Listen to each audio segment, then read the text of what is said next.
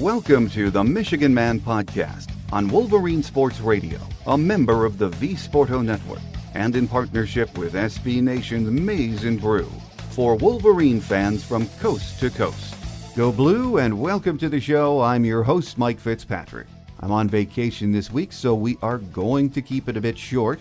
In just a moment, we'll be joined by beat writer Aaron McMann from MLive to discuss the Peach Bowl and much more. First, a few news and notes to get us rolling. Yes, even though I'm on vacation, the show is rolling on. The news never stops. Urban Meyer is out at Ohio State. Ryan Day is the new head man. What, if anything, changes in Columbus? Only time will tell. It's fairly quiet on the Michigan football front. In the coming weeks, we'll begin previewing the game with Florida. But right now, I think most of us are still trying to figure out what happened in that Ohio State game. My guest today thinks that what happened was a great game plan and Dwayne Haskins.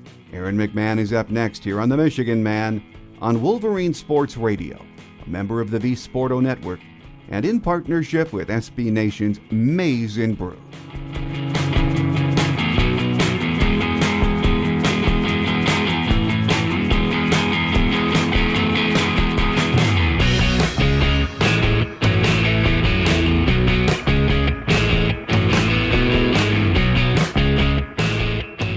With us on our game day segment this week to talk about a lot of things. Even though the season is over, it's very, very busy on the football front. Aaron McMann from MLive. Great to have you back with us, Aaron. Good to be back as always, Mike. Well, as we began to prepare for taping this morning, it's Tuesday morning, and we all know the news is breaking that Urban Meyer is stepping down at Ohio State. The press conference is going to be Tuesday afternoon. Big news, maybe not unexpected though, Aaron. No, it sounds like Urban Meyer is stepping down as Ohio State coach and retiring. And, it's like we were talking about off camera before we started taping, but it's obviously been speculated now for a little bit.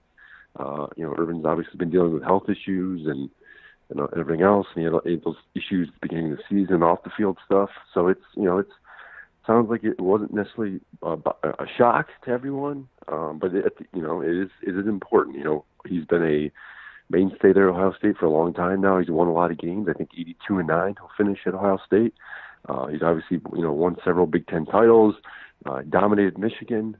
So I think it's gonna be interesting to see. It sounds like Ryan Day, the offensive coordinator, is going to be the next head coach. Where that goes from here remains to be seen. Obviously Urban's done a very good job recruiting there. He's beat Michigan most years. So I think this could be a potential game changer for Michigan to some degree. Folks have been joking now for the last week or so that maybe the only way Michigan beats Ohio State is if Urban Meyer retires. So, where this goes remains to be seen. Obviously Ohio State has a lot of momentum right now. So it's going to be up to Ryan Day to kind of continue to steer the ship. Well, we shall see. As we said, we're taping it Tuesday morning, and that story is breaking, so there will be much more on that in the coming weeks and months.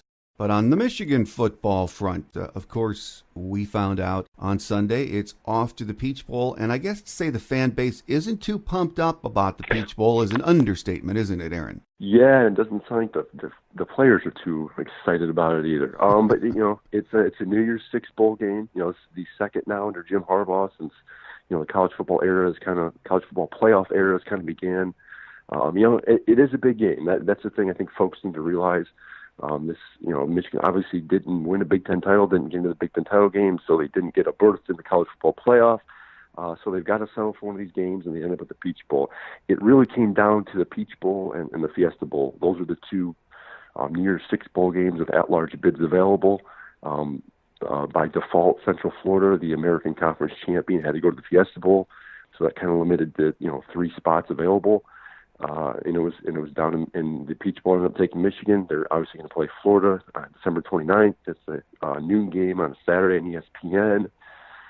So you're not going to get all the glitz and glamour of the New Year's Day game. It's not obviously a playoff game, but it's an important game nonetheless. We spoke to the players this week.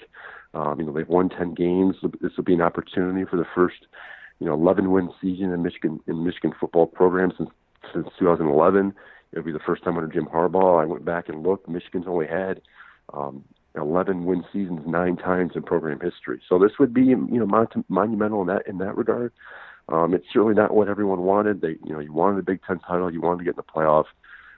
But it is a big game, and I think that's something that folks need to realize. Part of the malaise, so to speak, about the Peach Bowl is it's against Florida, and it does seem like we just played them, and we did last year. But last year was last year. This year, this is a pretty good football team, isn't it, Aaron? Yeah, they're 9-3. Obviously, first year under head coach Dan Mullen. It's a very similar team to Michigan in some regard. I was going through statistics, after the game was kind of announced on Sunday, and they're very similar teams statistically. I mean, Florida's got an improved offense. Their defense is, especially the rush defense, is very good. So I think this could be it's going to be a challenge for Michigan. It's an SEC opponent. They haven't played an SEC team all season long. This will be an opportunity to for them to redeem themselves in some regard. Obviously, they're two most important games, biggest opponents this year, Notre Dame and Ohio State, they lost to. So I think if they can come out in this game and play competitively and even win the game, I think it'll kind of dampen some of the sour taste that were in the fans' mouths, the players' mouths after that loss to Ohio State a few weeks ago. Well, as far as the Peach Bowl goes, we learned Rashawn Gary is going to sit out. Did that surprise you at all? Not really. This is something Rashawn's been, and that's the thing folks need to realize. Rashawn's been injured all season long. He got hurt right before the season began. He played through it for the first handful of games of the year. He decided to come back because I know, a Big Ten championship and a berth in the playoff was a big deal to him and his teammates, and they didn't get there. So, for him, I don't blame him. He's a potential first-round draft pick in the NFL draft in April. He's got a lot of money riding on that. He's got his whole career to look forward to. So I don't blame him. It's become a thing in college football now where some of the first and second round picks decide to sit out, and I can't blame them. In a way, I spoke how important this game is, but at the end, it's not going to mean a whole lot either. It is another win. It looks good on the resume for the program and everything else. But after we saw what happened to Jake Butt a few years ago, and players that are rightfully worried, they're worried about getting injured or having something serious happen to them to dampen their potential NFL career. So I can't blame him. We spoke to his teammates, a handful of his teammates on Monday. They don't blame him either. And so I'd assume if many folks are in his position, they would probably do the same thing. Do you think we're going to see any other players opt out? It doesn't sound like it right now. Devin Bush should be the next choice here because he's also a potential first round pick. He was asked about it last week on the Big Ten Network after he was named the Big Ten Defensive Player of the Year, and it sounded like he plans on playing. So it doesn't sound like it. There are a couple other guys that could potentially go to the NFL. Obviously, Lavert Hill, David Long, but those guys have played almost every game they've suited up for at Michigan. So right now it doesn't sound like it, but that doesn't mean it won't happen either. So guys have their own individual choices to make. They're getting their own kind of guidance from their families and potential agents and everything else. And obviously, they're speaking to the coaching staff too. So it doesn't sound like it right now, but keep an eye on it. We've got a few weeks now to find out. Yeah, we'll have plenty of time to talk about that and preview the Peach Bowl in the coming weeks. Until then, though, Aaron, there are other things to talk about, like Jim McElwain leaving to take over at CMU. I know you covered that presser. I wish he was staying. He's done a great job in just the 1 year he was here in Ann Arbor. But that's a great hire for CMU, isn't it? I think it is. Central Michigan, they're coming off their worst season in program history. After 8-5 year, they went through 3 straight bowl appearances, and folks who aren't familiar with the CMU program historically, they've always been near the top of the Mid-American Conference. They had some very good teams in the late 2000s, early 2010s. They had that magical team with Dan Lefevre and Antonio Brown. A couple of NFL, Nick Bellore was on that team. A lot of NFL guys were on that team. So they're looking for a fresh face, and McElwain, obviously, as Michigan fans know, he has the head coaching pedigree. He's won plenty of games before. He's shown an ability to develop talent, as we saw this year with the wide receiving group. And I think that was maybe he had one of the more underrated jobs this year. People forget that Michigan's receivers didn't really have a dedicated receivers coach last year. They brought McElwain, Jim Harbaugh brought McElwain on this year under a 1-year deal to kind of coach up some of the young guys, Donovan Peoples-Jones, Nico Collins. Not only did those two put together, I thought fabulous seasons, but he was able to, develop some of the younger guys. Ronnie Bell came in, I thought played very well this year. Oliver Martin, the redshirt freshman, came in and contributed. So between him and some of the graduate assistants, Ray Roundtree was on there. Ben McDaniels, who will end up being the wide receivers coach for the bowl game. All three were kind of involved in developing these guys, and I thought did a very good job. I don't think anyone's surprised that McElwain is leaving to go anywhere, but you did see the progress that he made as a receivers coach. Another name, though, I should say stories I was seeing over the weekend were Pep Hamilton's name was popping up in regards to the Maryland opening. I don't know if any other rumors are out there, but do you think there's any substance to the fact that Pep might be going somewhere? Yeah, I do. His name has come up before. He was his name came up a couple times last year. I can remember Mississippi State specifically for the job. He's obviously got he too has a long, coaching pedigree. He is the assistant head coach of Jim Harbaugh, and he's basically in charge of the offense to some degree and the play calling and everything else. So I would understand why a program would want to look at him, give him a look. He has, a lot of history and past with, developing quarterbacks and working with quarterbacks. So for an offensive-minded program that wants someone to come in and, take control of an offense, I could totally see why he'd be up there. No update yet with regards to Maryland. I think he was one of 3 finalists that was going to be interviewed over the weekend. Haven't heard anything yet in terms of an update. But given his past and his coaching history, and he's obviously got Jim Harbaugh vouching for him, don't be surprised if his name comes up elsewhere for other jobs here during the off season. Michigan lost a few verbals since the Ohio State game. I don't think anyone is shocked by that, but have you heard anything about losing any other commits before the early signing period, Aaron? Nothing yet. It's always weird this time of the year because you've got guys kind of making last-minute decisions. Like you mentioned, the early signing period's coming up. It's, I believe, December 19th to 21st. Mm-hmm. So kids will have 3 days to get, if they want to, ink, sign their their agreements going to school, they can. And I think I can remember last year, I want to say about half of the commitments did. So I would expect a similar number this year. But no, kids are still making the last minute decisions. I think some did see that Michigan-Ohio State game and the way Michigan lost and may have turned them off. But it didn't sound like, I don't think they're getting any more decommits at this point. There were obviously, Eric Gray's name had come up. He was one of those decommits last week. So you heard rumors. I think the guys that the guys that were thinking about it did. So I don't suspect any other guys will, but you never know. It's the recruiting game is always interesting because you've always got multiple teams, chasing kids, at all times of the year, whether they're committed or not. And at the end, you got to remember we're dealing with high school kids. Their minds change all the time. The reasons for committing to schools change all the time. So it's a funny game. Just a minute or so ago, we talked about the fact that Rashawn is leaving and why, and possibly Devin Bush, maybe some others on the defensive side. Ben Bredesen had mentioned late last week or over the weekend he is leaning towards staying, so that would be great. The other player that folks talk about a lot, Michigan fans, is Shea Patterson. He, of course, still has that decision to make. Do you think he's ready for the NFL, Aaron? That's a good question. I asked Pep Hamilton that, a couple of weeks ago. Last time we spoke to him, and he didn't really give an answer. It's such a good question because coming into the year, I think many folks are under the assumption that he was going to be a one-and-done guy. He's going to play 1 year and then go. But his name hasn't come up a ton when it comes to NFL draft talk. Mel Kiper Jr., ESPN's noted NFL draft expert, released his big board a few weeks back. Obviously, his first-round projections, he had Rashawn Gary and Devin Bush in the first round, but he also made a point of listing the top 10 guys at every position available, and he did the quarterbacks, and Shea Patterson's name was not on there. So that tells me at this point, I think Shea Patterson could be drafted, but he would probably be a day 2 or maybe even the day 3 pick.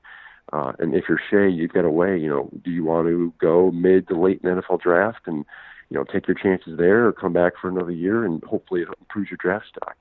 The one thing that I think that would help Shea this year is folks seem to think that this is going to be the quarterback class is weak this year, so maybe it would help him in that regard. But all signs point to I think him coming back. We spoke to a few players on Monday. They're under the assumption that most of the players on offense are coming back. So I think they included Shea in that. Now we haven't spoken to Shea since the Ohio State game, and I can remember asking him mid-November. He was asked about he said he hadn't really thought about it. So We'll see. I do think he's NFL ready. I think he'd go if he wanted to. I don't know if he would stick right away with a team. It would take him some time. The thing with him is he's short. He's not a bigger dude, but he is smart and he's got the fundamentals down. I think he could benefit probably for one more year. No, I agree with that too. As you mentioned, Mel Kiper has Devin Bush as a first-round pick, and he has not made a decision yet, but I would think he's a goner. I do too. Yeah, I think his stock has peaked. He had a very good year. He was named Big Ten Defensive Player of the Year. His stats are good again. Opposing coaches are raved about him all season long, and his speed and his hitting ability, so I think this is the time for him to go, and I think Michigan is planning for him to depart as well. Well, Aaron, since the Ohio State game, fans and critics and experts all over the country in college football have weighed in on what has to change if Michigan is going to make that next step from being a very good team to an elite team, a team that contends in the Big Ten, a team that contends for the college football playoffs. On offense, Aaron, what do you think needs to change to make that happen? I think they're going to have to take another step of all in the offense. I think they made strides this year. We've talked about this all, going into this year about the changes that need to happen. I think you saw them to some degree. Harbaugh and the coaching staff, I think, diversified a little bit with the offensive playbook, and I think you can credit Shea Patterson with that a lot. His ability to scramble outside the pocket and kind of just, advance plays. It was something we didn't see out of the quarterback position last year. Him returning, I think, would go a long way with that. But the Ohio State game was kind of I scratched my head because you saw them almost revert back to what they did week one against Notre Dame or even last season. And there wasn't a whole lot of diversity there. It seemed like they were trying to pound the football on first and second down again. Didn't take a ton of shots down the field. I think they've got to take another step with the playbook offensively. Folks, defenses, I think, were picking up on that. You saw at Ohio State, they were able to shut down the run game.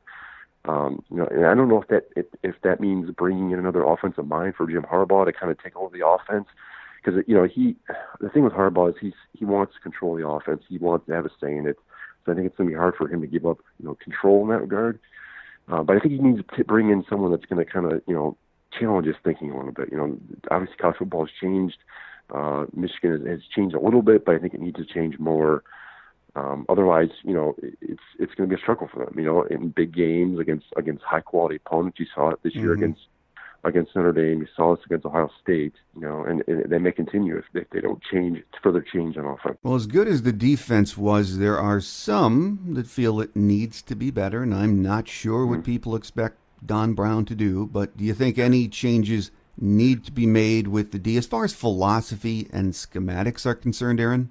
I think there's some room for improvement there. The thing is, Michigan's defense has been so good for the last couple of years, statistically, and the eye test and everything else. But the one knock against them is showing up for those big games and those high-powered offenses. You saw them last year struggle against Penn State, and again this year against Ohio State. They gave up a lot of big plays, and the opposing offense has found a way to beat them, and Michigan really had no answer for it. Now, if that means maybe reverting a little bit more to a zone kind of based defense, I don't know. Brown is sounded in the past very steadfast. He's a heavy man press guy. That's kind of what he knows, and that's kind of how he recruits. So I don't know if that means a change of philosophy for him.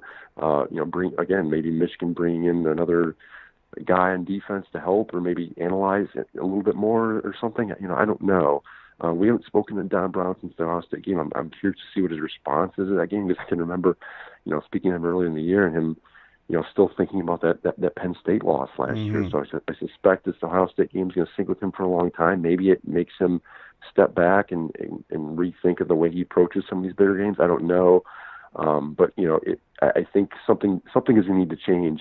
If Michigan wants to take that next step and be a Big Ten champion and compete for a national title, it's one thing to get away with playing a heavy man press coverage scheme against maybe lesser talented Big Ten teams and non-conference opponents, but you've got to be able to adapt to some of the more high-powered offenses you play. And we've seen now twice in 2 years now where they've been gashed by a very good offense.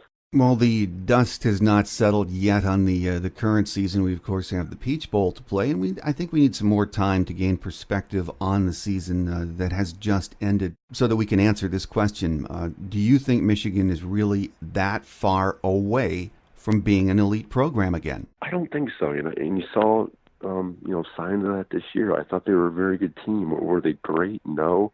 And it was the same thing 2 years ago in 2016. I thought they were a very good team. And I think you saw that after the fact with the number of the guys that went to the NFL. They had a lot of talent on this team. I think you're going to, in a year or two now, you're going to look back at this year and say something similar. They have a lot of talent on this team. They've still done a very good job of recruiting. It's just winning that big game and getting them kind of over the hump. And I think really it's Ohio State. That's been the kind of a thorn in Michigan's side for a long time now. They've been a thorn in Jim Harbaugh's side for a long time. Because if you go back and think about it, they beat Ohio State this year. They get in the Big Ten title game and probably get in the playoff. It would have been a similar thing in 2016 as well. So it really comes down to that one game at the end of the year. Michigan showed them they could run the gauntlet in the Big Ten this year. They beat some of the better teams. I think they played with Notre Dame week one. So I think they were right there. But that Ohio State game came back to bite them. They didn't play very well. You saw a difference, in the state of the programs. If they can beat Ohio State, I think that's the difference right now between Michigan getting over the hump and staying a good team. Well, I've had a few weeks to think about that Ohio State game, Aaron, and as hard as it is for me, I think Michigan fans to admit, Dwayne Haskins is a great player. And yes, they have an abundance of speed at wide receiver positions, but to me, he was the reason Michigan got torched. He is that good, isn't he, Aaron? Oh, yes. I was impressed with him. I was going over the numbers going in the game. I'd watched a little tape with him, obviously, and you see him against some of the other Big Ten teams. But to see him do it against Michigan's defense, the number one ranked defense in the country, number one ranked passing defense in the country, I think speaks to his talent, his ability. He's not only does it with his arm, but he's able to do it with his legs, and he's able to create things. And he's, I think, the kind of type of quarterback, and I think Jim Harbaugh wished he had. He's that type of athlete. He's a Heisman Trophy finalist. He gets other guys involved. It's that Ohio State offense was impressive to watch, and obviously he's kind of the engine that made it run. And kudos to Urban Meyer and that staff there for recruiting him and developing him so quickly. People forget he's still a young guy. I mean, he's going to be very good. So keep an eye on him. But yeah, he was a difference maker on Saturday. Well, we might not see him next year. I know at the Urban Meyer announcement, there was speculation this morning before we started taping that he might be gone too. So that might be something else that helps Michigan out next year. Definitely. They need, at this point, Michigan need all the help they can get playing Ohio State. Well, final thought, Aaron. In August, most of us had this Michigan team at 10-2 or 9-3. So in that sense, they met expectations, and of course, expectations changed during the season, but we still have the bowl game. Was this season a success, or because of the way it ended, a setback for Jim Harbaugh and his program? I'm glad you brought that up because I've reminded people, the last week or so of that, and you're absolutely right. Coming into this year, I had Michigan winning 9 games. I think some folks, best case scenario had them winning 10 games. So I think they're right there. But you're right. That's the thing with seasons. When you start beating teams that folks weren't sure you're able to beat, expectations begin to rise. And then if you're able to meet those, you exceed the expectations, then it becomes a disappointment. So I think when you step back and look at this season, 10-2 wasn't bad. I think it was a success. They beat Michigan State. That was another question mark going into the year. The Penn State game was a question mark. Wisconsin was a question mark, and maybe those teams weren't as good as maybe some of us thought. But Michigan still won the game, and at the end of the day, that's the goal, to win football games. And Michigan won 10 of them this year. They lost to a playoff team. They lost to a team that was right outside the cusp of the playoffs, a team they struggled with all the last decade or 2 decades. So it was a successful season, but like you said, as the season goes on, expectations rise, and I think folks were cautiously optimistic that this team may be able to get over the hump finally, get in the Big Ten title game in the playoff, and they weren't able to do that. So I think the expectations, but they fell just short of a dream-like scenario. And they'll try again next year. They've got a lot of guys coming back on both sides of the ball. I think there's a lot to like about this team going into next year. A lot of loose ends still to tie up, but I think they'll have an opportunity to be competitive again in Big Ten East next year. Well, with us this morning or this week on our Game Day segment has been Aaron McMann, who does a wonderful job covering Michigan football for MLive, and of course It's not over yet. We have the bowl game to get ready for, and then in January, of course, we wrap things up for the current season. So, Aaron, thank you as always for your time during the season and the coming weeks and into the new year. We hope to have you back and wrap this thing up. Always, Mike. Love to do it. Quick Hits is next as we wrap it up for another week here on The Michigan Man on Wolverine Sports Radio, a member of the V Sporto Network, and in partnership with SB Nation's Maize and Brew.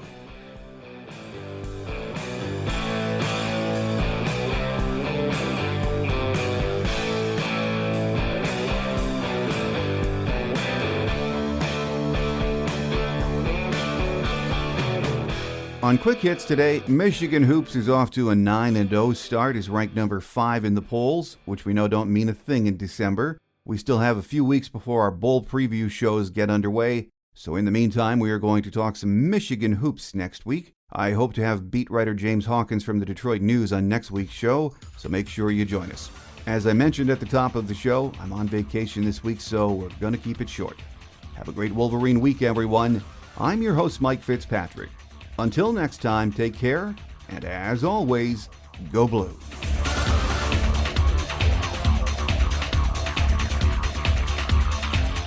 Thanks for joining us today on The Michigan Man, here on Wolverine Sports Radio, a member of the V Sporto Network, and in partnership with SB Nation's Maize and Brew.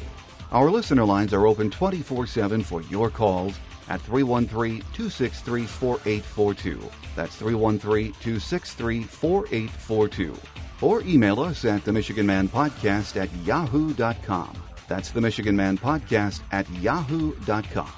The Michigan Man Podcast is produced at the studios of Robin Lynn Productions, Allen Park, Michigan, and is not affiliated with the University of Michigan. Go Blue!